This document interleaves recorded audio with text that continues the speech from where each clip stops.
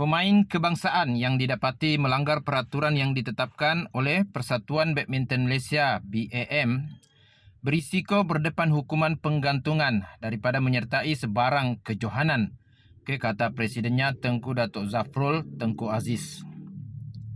Beliau berkata hukuman itu dibuat bagi memastikan pemain di bawah naungan badan induk itu, iaitu badan induk BAM, memiliki tahap disiplin yang tinggi. Bagi mereka yang tidak memenuhi standard disiplin lebih tinggi yang kita telah cadangkan, mereka mungkin akan diambil tindakan disiplin sewajarnya.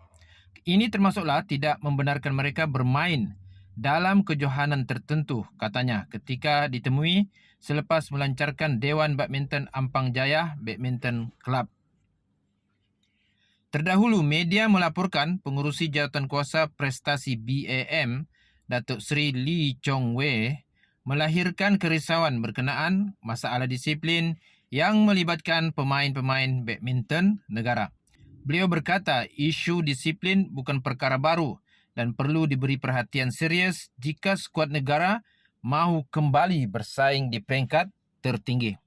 Pada masa ini, Tengku Zafrul berkata BAM ketika ini sudah menguatkuasakan beberapa peraturan baharu, termasuk pemain yang belum berkahwin wajib menginap di asrama di Akademi Badminton Malaysia BAM di Bukit Kiara.